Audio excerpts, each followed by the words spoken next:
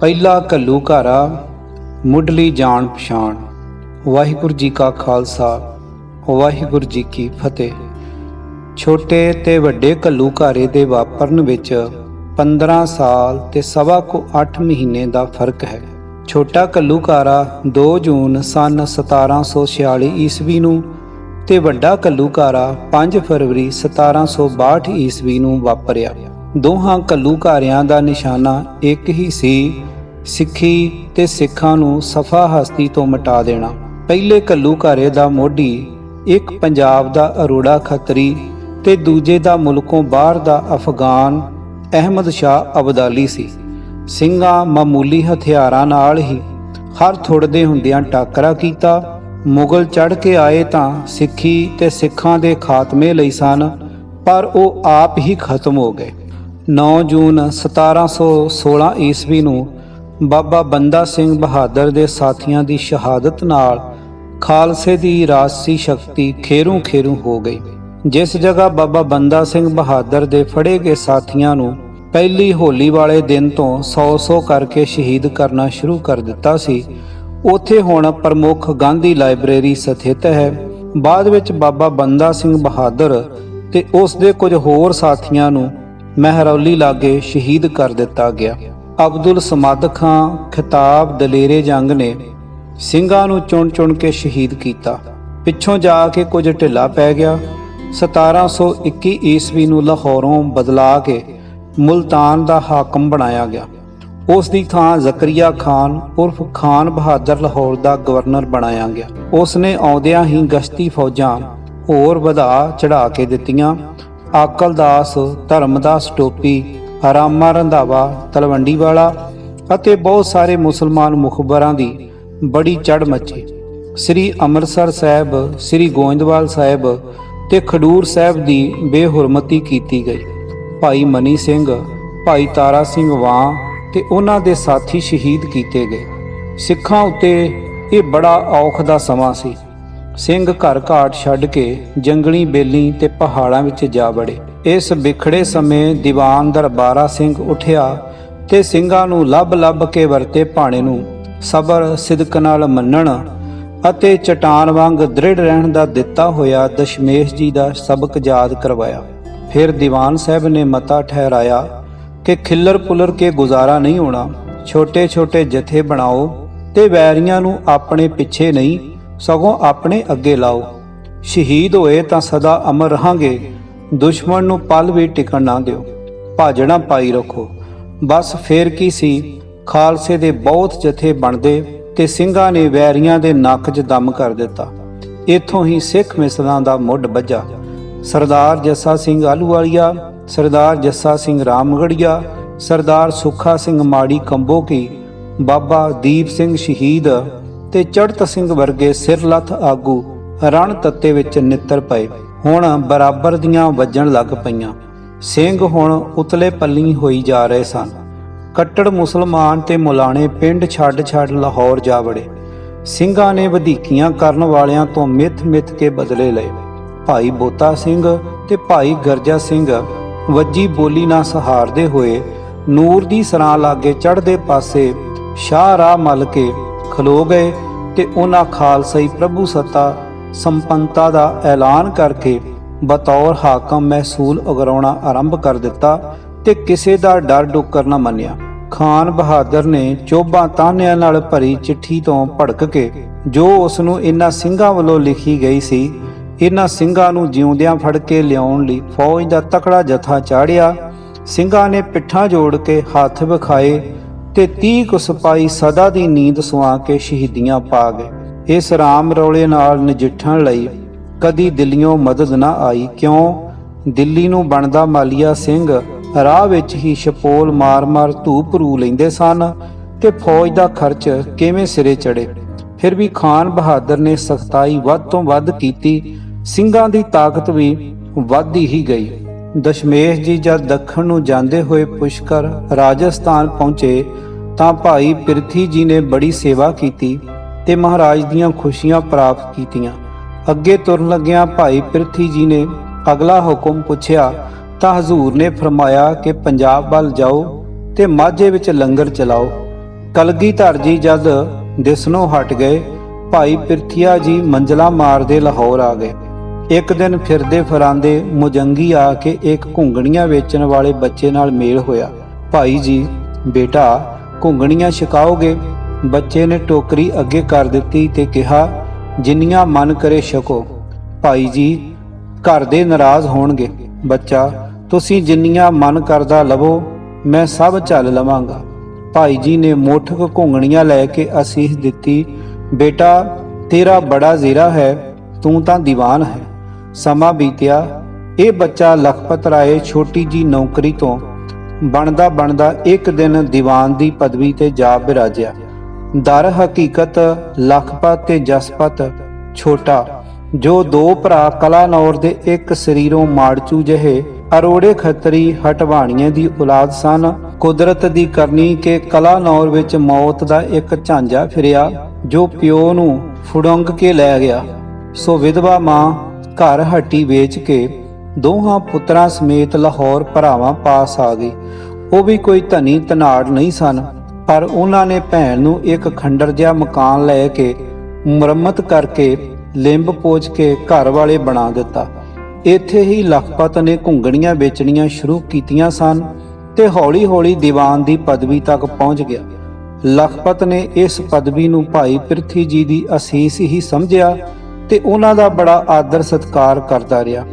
ਭਾਈ ਜੀ ਲੋੜਵੰਦਾਂ ਦੀ ਮਦਦ ਲਈ ਜੋ ਵੀ ਕਰਨ ਲਈ ਕਹਿੰਦੇ, ਉਹ ਉਸ ਨੂੰ ਪੂਰਾ ਕਰਨ ਵਿੱਚ ਦੇਰ ਨਾ ਲਾਉਂਦਾ। ਹੁਣ ਸਮਾਂ ਆਇਆ, ਲਖਪਤ ਦੀਵਾਨ ਤੇ ਜਸਪਤ ਫੌਜਦਾਰ ਸੀ।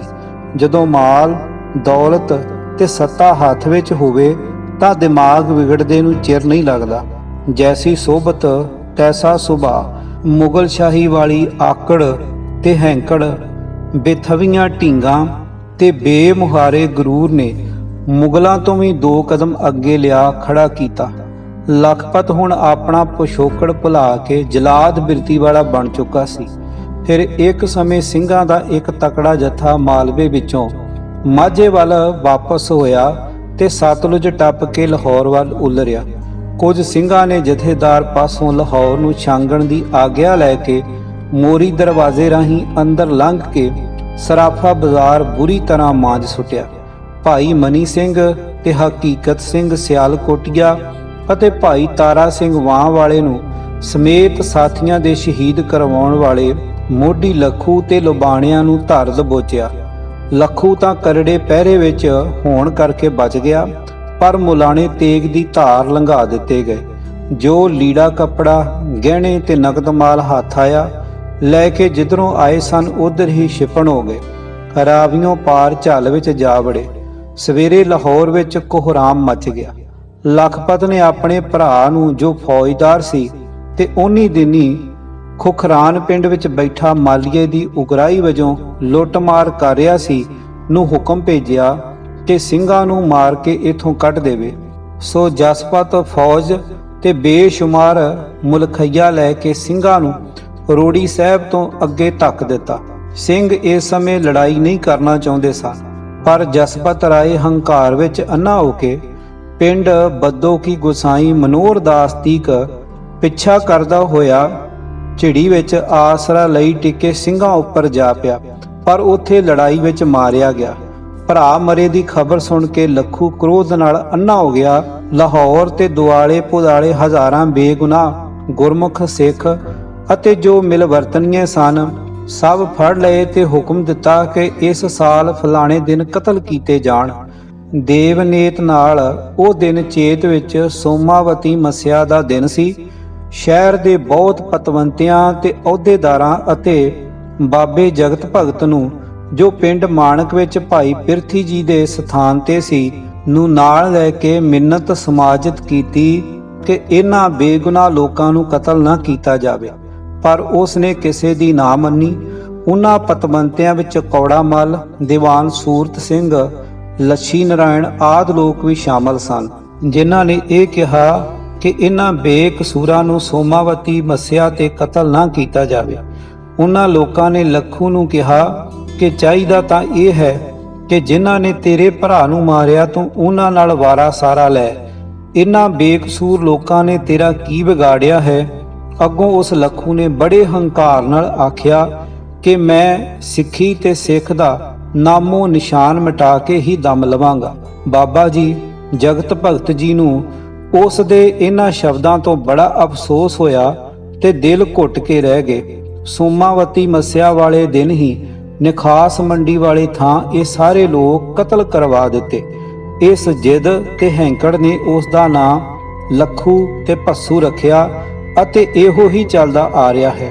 ਇਸ ਭ੍ਰਿਸ਼ਟ ਬੁੱਧੀ ਵਾਲੇ ਲੱਖੂ ਨੇ ਹੁਕਮਨ ਜਬਰੀ ਗੁਰੂ ਗ੍ਰੰਥ ਸਾਹਿਬ ਦੀਆਂ ਪਵਿੱਤਰ ਬੀੜਾਂ, ਪੋਥੀਆਂ ਤੇ ਗੁਟਕੇ ਸਾਹਿਬ ਖੂਹਾਂ ਵਿੱਚ ਸੁਟਵਾ ਦਿੱਤੇ। ਹੁਕਮ ਦਿੱਤਾ ਕਿ ਕੋਈ ਗੁੜ ਸ਼ਬਦ ਨਾ ਵਰਤੇ। ਜਿਸ ਨੇ ਗੁਰੂ ਆਖਿਆ ਉਸ ਦਾ ਪੇਟ ਚਾਕ ਕਰ ਦਿੱਤਾ ਜਾਵੇਗਾ। ਜਿਨ੍ਹਾਂ ਦੇ ਮੂੰਹੋਂ ਗੁਰੂ ਸ਼ਬਦ ਨਿਕਲਿਆ ਉਹਨਾਂ ਦੇ ਪੇਟ ਚਾਕ ਕਰ ਦਿੱਤੇ ਗਏ। ਉਧਰ ਸਿੰਘਾਂ ਨੇ ਬੱਦੋਕੀ ਦੀ ਝਿੜੀਆਂ ਹਿੱਲ ਕੇ ਰਾਵੀਓਂ ਪਾਰ ਹੋ ਕੇ ਕਾਹਨੂੰਵਾਨ ਦੀ ਛੰਭ ਤੇ ਝੱਲ ਵਿੱਚ ਜਾ ਡੇਰੇ ਲਾਏ। ਅਜੇ ਥੋੜਾ ਹੀ ਸਮਾਂ ਨਿਕਲਿਆ ਸੀ ਕਿ ਮੁਖਬਰਾਂ ਨੇ ਸਿੰਘਾਂ ਦੇ ਟਿਕਾਣੇ ਦੀ ਜਾ ਖਬਰ ਦਿੱਤੀ।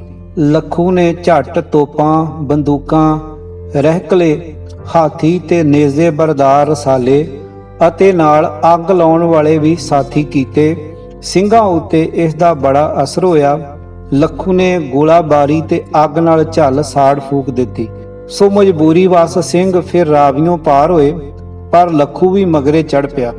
ਦਰਿਆ ਰਾਵੀ ਦੇ ਪਾਸ ਪੜੋਲ ਕਠੂਏ ਦੀਆਂ ਪਹਾੜੀਆਂ ਦੇ ਵਿਚਕਾਰ ਇੱਕ ਬੜਾ ਲਹੂ ਵੀਟਵਾਂ ਭੇੜ ਪਿਆ। ਦੋਹੀਂ ਪਾਸੀਂ ਸੱਥਰ ਲੱਥ ਗਏ, ਪਰ ਲੱਖੂ ਦੀ ਘੇਰਾ ਪਾ ਕੇ ਸਿੰਘਾਂ ਨੂੰ ਮਾਰ ਮਕਾਉਣ ਦੀ ਰੀਝ ਨਾ ਪੂਰੀ ਹੋ ਸਕੀ। ਭਾਵੇਂ ਸਿੰਘਾਂ ਦਾ ਨੁਕਸਾਨ ਵੀ ਬਹੁਤ ਹੋਇਆ। ਬੇਸ਼ੱਕ ਸਿੰਘਾਂ ਦੀ ਥੋੜੀ ਗਿਣਤੀ ਪਾਸ ਕੁਝ ਕੁ ਰਾਮ ਜੰਗੇ, ਨੇਜ਼ੇ, ਤਲਵਾਰਾਂ ਤੇ ਧਨੁਸ਼ ਬਾਣ ਹੀ ਸਨ, ਪਰ ਫਿਰ ਵੀ ਉਹਨਾਂ ਦੇ ਤਾਬੜ ਤੋੜ ਹੱਲੇ ਝੱਲਣੇ ਮੁਗਲਾਂ ਲਈ ਬਹੁਤ ਔਖੇ ਸਨ। ਆਖਰ ਸਿੰਘਾਂ ਨੇ ਸਥਿਤੀ ਤੇ ਵਿਚਾਰ ਕਰਦਿਆਂ ਘੇਰਾ ਪੈਣ ਤੋਂ ਬਚਣ ਲਈ ਫੌਜ ਵਿੱਚ ਦੀ ਚੀਰ ਕੇ ਨਿਕਲ ਜਾਣ ਦਾ ਫੈਸਲਾ ਤੈਅ ਕਰ ਲਿਆ। ਪਰ ਅਚਾਨਕ ਹੀ ਇਸ ਵੇਲੇ ਲੱਖੂ ਹਾਥੀ ਤੇ ਸਵਾਰ ਸਰਦਾਰ ਸੁੱਖਾ ਸਿੰਘ ਦੀ ਨਜ਼ਰੀਂ ਪਿਆ। ਉਹ ਝੱਟ ਘੋੜਾ ਭਜਾ ਕੇ ਉਸ ਦੁਸ਼ਟ ਕੋਲ ਅੱਪੜ ਗਿਆ ਤੇ ਨੇਜਾ ਤੋਲ ਕੇ ਮਾਰਨ ਹੀ ਲੱਗਾ ਸੀ ਕਿ ਐਨ ਉਸੇ ਵੇਲੇ ਵੱਜੇ ਗੋਲੇ ਨੇ ਉਸ ਦੀ ਲੱਤ ਤੋੜ ਦਿੱਤੀ। ਸਿੰਘ ਨੇ ਫੁਰਤੀ ਨਾਲ ਲੱਕ ਵਾਲੀ ਚਾਦਰ ਉਤਾਰ ਕੇ ਆਪਣੀ ਲੱਤ ਤੇ ਬੰਨ੍ਹ ਕੇ ਝੱਟ ਹੰਨੇ ਨਾਲ ਬੰਨ੍ਹ ਲਈ। ਇੰਨੇ ਕੁ ਚਿਰ ਵਿੱਚ ਲੱਖੂ ਹਾਥੀਓਂ ਛਾਲ ਮਾਰ ਕੇ ਘੋੜੇ ਤੇ ਚੜ੍ਹ ਕੇ ਉੜਨ ਸ਼ੁਰੂ ਹੋ ਕੇ ਬਚ ਨਿਕਲਿਆ। ਫਿਰ ਜੋ ਸਿੰਘ ਪਹਾੜੀ ਚੜ੍ਹਨ ਵੱਲ ਹੋਏ, ਉਹਨਾਂ ਨੂੰ ਅੱਗੋਂ ਪਹਾੜੀਏ ਮਿਲੇ, ਜਿਨ੍ਹਾਂ ਨੇ ਲੱਖੂ ਦੇ ਹੁਕਮ ਅਨੁਸਾਰ ਸਿੰਘਾਂ ਨੂੰ ਰੱਸਿਆਂ ਨਾਲ ਥੱਲੇ ਸੁੱਟਿਆ। ਕੁਝ ਜ਼ਖਮੀ ਕੀਤੇ ਤੇ ਕੁਝ ਫੜ ਕੇ ਲਾਹੌਰ ਵੱਲ ਤੋਰੇ, ਜੋ ਉੱਥੇ ਸ਼ਹੀਦ ਕਰ ਦਿੱਤੇ ਗਏ। ਰਾਵੀ ਦਰਿਆ ਵੀ ਬਹੁਤ ਚੜ੍ਹਿਆ ਹੋਇਆ ਸੀ, ਕੋ ਥਾਂ ਨਾ ਆਈ। ਸਿੰਘ ਹੁਣ ਝੱਲੋਂ ਝੱਲੀ ਲੈਂਦੇ ਪਾਣੀ ਨੂੰ ਹੋ ਤੁਰੇ, ਪਰ ਸਰਦਾਰ ਸੁੱਖਾ ਸਿੰਘ ਨੇ ਕੁਝ ਸਿੰਘਾਂ ਦੇ ਅੱਗੇ ਲੱਗ ਕੇ ਫੋਕੀ ਜਿੱਤ ਦੀ ਖੁਸ਼ੀ ਦੇ ਜਸ਼ਨ ਮਨਾਉਂਦਿਆਂ ਗਾਜ਼ੀ ਮੋਮਨਾ ਉੱਤੇ ਸ਼ਬ ਖੂਨ ਮਾਰਿਆ। ਕਾਫੀ ਵੈਰੀ ਮਾਰ ਮੁਕਾ ਕੇ ਘੋੜੇ ਅਤੇ ਜੋ ਹਥਿਆਰ ਹੱਥ ਲੱਗੇ ਲੈ ਕੇ ਦਰਿਆਓਂ ਪਾਰ ਹੋ ਗਏ। ਪੈਦਲ ਸਿੰਘ ਕੱਖਾਂ ਕਾਨਿਆਂ ਦੇ ਮਾੜੇ ਮੋਟੇ ਆਰਜੀ ਤੁਲੇ ਬਣਾ ਕੇ ਦਰਿਆ ਰਾਵੀ ਤਾਂ ਲੰਘ ਗਏ, ਪਰ ਸੜਦੀ ਬਲਦੀ ਰੇਤ ਦੇ ਦਰਿਆ ਨੇ ਸਿੰਘਾਂ ਨੂੰ ਬਹੁਤ ਦੁਖੀ ਕੀਤਾ। ਤਨ ਦੇ ਕੱਪੜੇ ਪੈਣੀ ਬੰਨ ਕੇ ਤੁਰਨ ਦਾ ਯਤਨ ਕੀਤਾ, ਪਰ ਸੜੀ ਗਰਮ ਰੇਤ ਨੇ ਆਪਣਾ ਪੂਰਾ ਜ਼ੋਰ ਵਿਖਾਇਆ। ਸਿੰਘ ਇਸ ਕੁਦਰਤ ਮੁਸੀਬਤ ਵਿੱਚੋਂ ਗੁਜ਼ਰ ਹੀ ਰਹੇ ਸਨ ਕਿ ਲੱਗਦੇ ਹੱਥ ਰਾਮੇ ਰੰਧਾਵੇ ਨੇ, ਜੋ ਮੁਗਲ ਸਰਕਾਰ ਦਾ ਬੜਾ ਵੱਡਾ ਪਿੱਠੂ ਸੀ, ਨੇ ਇੱਕ ਪਾਸਿਓਂ ਹੱਲਾ ਬੋਲ ਦਿੱਤਾ। ਇੱਥੇ ਵੀ ਸਿੰਘ ਸੜਦੀ ਬਲਦੀ ਰੇਤ ਉੱਤੇ ਜੂਝੇ ਤੇ ਕਈ ਸਿੰਘ ਸ਼ਹੀਦੀਆਂ ਪਾ ਗਏ। ਜਦੋਂ ਸਿੰਘਾਂ ਨੇ ਰਾਮੇ ਰੰਧਾਵੇ ਦੇ ਇਲਾਕੇ ਵਿੱਚੋਂ ਗੁਜ਼ਰਦਿਆਂ ਹੋਇਆਂ ਅੱਗੇ ਦਰਿਆ ਬਿਆਸ ਪਾਰ ਕਰਕੇ ਪੇਟ ਨੂੰ ਝੁਲਕਾ ਦੇਣ ਲਈ ਢਾਲਾਂ ਉੱਤੇ ਲੰਗਰ ਪਕਾਉਣਾ ਆਰੰਭਿਆ, ਤਾਂ ਦੁਆਬੇ ਵਾਲੇ ਪਾਸਿਓਂ ਅਦੀਨਾ ਬੇਗ, ਜੋ ਅਰਾਈ ਸੀ, ਤੁਰਕ ਨਹੀਂ ਸੀ, ਫੌਜ ਚੜਾ ਕੇ ਲੈ ਆਇਆ। ਸਿੰਘਾਂ ਲੰਗਰ ਵਿੱਚੇ ਛੱਡ ਕੇ ਉਸ ਨਾਲ ਤਗੜੀ ਟੱਕਰ ਲੈ ਕੇ ਉਸ ਨੂੰ ਮਾਰ ਭਜਾਇਆ। ਇੱਥੇ ਹੀ ਖਬਰ ਲੱਗੀ ਕਿ ਲੱਖੂ ਰਾਵੀ ਦਰਿਆ ਪਾਰ ਕਰਕੇ ਬਿਆਸਾ ਵੱਲ ਵੱਧ ਰਿਹਾ ਹੈ। ਸਿੰਘਾਂ ਵੀ ਫੈਸਲਾ ਕੀਤਾ ਕਿ ਹੁਣ ਮਾਲਵੇ ਵੱਲ ਨਿਕਲ ਚੱਲੋ ਤੇ ਆਪਣੇ ਜਾਣੂਆਂ ਸਿਆਣੂਆਂ ਤੇ ਰਿਸ਼ਤੇਦਾਰਾਂ ਕੋਲ ਕੁਝ ਚਿਰ ਟਿਕਾਣਾ ਕਰੋ। ਚੌਥੇ ਦਿਨ ਜੈਤੋ ਜਾ ਕੇ ਸਰਦਾਰ ਸੁੱਖਾ ਸਿੰਘ ਨੇ ਲੱਤ ਖੋਲੀ ਤੇ ਮਲਵਾਈ। 2-2.5 ਮਹੀਨੇ ਮੰਜੇ ਤੇ ਰਿਹਾ, ਫਿਰ ਕਾਇਮ ਹੋ ਕੇ ਸਿੰਘਾਂ ਨਾਲ ਮੋਹਰਲੀਆਂ ਸਫਾਂ ਵਿੱਚ ਤਲਵਾਰਾਂ ਮਾਰਨ ਲੱਗ ਪਿਆ। ਦੂਜਿਆਂ ਸਿੰਘਾਂ ਨੇ ਵੀ ਰਿਸ਼ਤੇਦਾਰੀਆਂ ਤੇ ਜਾਣ ਪਛਾਣ ਵਾਲਿਆਂ ਦੇ ਘਰੀਂ ਜਾ ਕੇ ਦਿਨ ਕੱਟੀ ਕੀਤੀ। ਉਧਰ ਜਿਹੜੇ ਸਿੰਘ ਬਸੋਹਲੀ ਦੀਆਂ ਪਹਾੜੀਆਂ ਚੜ੍ਹ ਗਏ, ਉਹ ਮੁਸ਼ਕਿਲਾਂ ਝਾਕਦੇ ਹੋਏ ਪਹਾੜੋਂ ਪਹਾੜੀ ਨਦੀ ਨਾਲੇ ਲੰਘ ਕੇ ਰਾਤ ਦੇ ਸਮੇਂ ਵੀ ਤੁਰਦੇ ਰਹੇ। ਆਖਰ ਉਹ ਵੀ ਕੀਰਤਪੁਰ ਪਹੁੰਚ ਗਏ ਤੇ ਇਥੋਂ ਫਿਰ ਜੈਤੋ ਵੱਲ ਨੂੰ ਹੋ ਤੁਰੇ। ਹੁਣ ਸਾਰੇ ਸਿੰਘ ਇਕੱਠੇ ਹੋ ਗਏ ਤੇ ਫਿਰ ਮੁਗਲ ਸਰਕਾਰ ਦੀਆਂ ਜੜ੍ਹਾਂ ਪੁੱਟਣ ਲਈ ਕਮਰ ਕੱਸੇ ਕਰ ਲਏ।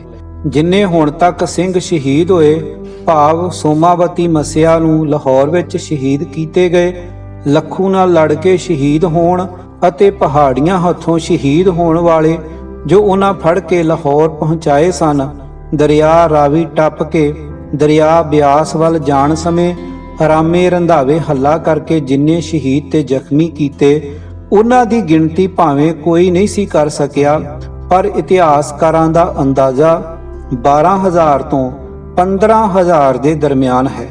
ਭਾਵੇਂ ਲੱਖੂ ਤੇ ਹਕੂਮਤ ਦੇ ਕਲੇਜੇ ਠੰਡ ਪਾਉਣ ਵਾਲਿਆਂ ਨੇ ਇਹ ਗਿਣਤੀ ਬਹੁਤ ਵਧਾ ਚੜਾ ਕੇ ਕੱਟੜਵਾਦ ਦੇ ਉਲਾਰ ਵਿੱਚ ਲਿਖੀ ਹੈ। ਗੈਰ ਮੁਸਲਮਾਨ ਲਿਖਾਰੀਆਂ ਨੇ ਵੀ ਸੱਚ ਦਾ ਪੱਲਾ ਨਹੀਂ ਫੜਿਆ। ਝੂਠੋ ਝੂਠ ਮੱਖੀ ਤੇ ਮੱਖੀ ਮਾਰੀ ਗਏ, ਪਰ ਐਸਤਾ ਐਸਤਾ ਸੱਚ ਉਗੜ ਹੀ ਆਇਆ ਹੈ। ਏਡੀ ਵੱਡੀ ਸ਼ਹੀਦਾਂ ਦੀ ਗਿਣਤੀ ਨੂੰ ਸਿੰਘਾਂ ਨੇ ਪਹਿਲੇ ਘੱਲੂਘਾਰੇ ਦਾ ਨਾਮ ਦਿੱਤਾ। ਵਿਰੋਧੀ ਲਿਖਾਰੀਆਂ ਨੇ ਮੁਗਲੀਆ ਫੌਜ ਤੇ ਮੁਲਕੀਆਂ ਦੇ ਮਰਨ ਵਾਲਿਆਂ ਦੀ ਗਿਣਤੀ ਤੋਂ ਮੂੰਹ ਬੰਦ ਰੱਖਿਆ ਹੈ। ਇਹਨਾਂ ਤਾਂ ਇੰਜ ਸਾਬਤ ਕੀਤਾ ਹੈ ਕਿ ਜਿਵੇਂ ਸਿੰਘ ਖਾਲੀ ਹੱਥ ਸਨ ਤੇ ਉਹਨਾਂ ਦੀਆਂ ਬਾਹਾਂ ਬੰਨੀਆਂ ਹੋਈਆਂ ਸਨ, ਮਾਨੋ ਹੋਇਆ ਹੀ ਕੱਖ ਨਹੀਂ। ਸਿਰਫ ਲੱਖੂ ਦੀ ਜਿੱਤ ਹੋਈ ਹੈ, ਜੋ ਸਰਾਸਰ ਗਲਤ ਹੈ। ਕੂੜ ਨੇ ਖੋਟੇ ਨਾਨਕਾ, ਓੜਕ ਸੱਚ ਰਹੀ। ਦੋਹਾਂ ਪਾਸਿਆਂ ਦੀ ਤਸਵੀਰ ਸੁਹਿਰਦ ਪਾਠਕਾਂ ਦੇ ਸਾਹਮਣੇ ਹੈ ਤੇ ਸੱਚ ਸਾਫ਼ ਜ਼ਾਹਰ ਹੈ। ਸਵਰਨ ਸਿੰਘ, ਚੂਸਲੇਵਾੜ, 22 ਦਸੰਬਰ 2017। ਆਵਾਜ਼ ਭਾਈ ਗੁਰਜੰਟ ਸਿੰਘ, ਰੂਪੋਵਾਲੀ। ਵਾਹਿਗੁਰੂ ਜੀ ਕਾ ਖਾਲਸਾ, ਵਾਹਿਗੁਰੂ ਜੀ ਕੀ ਫਤਿਹ।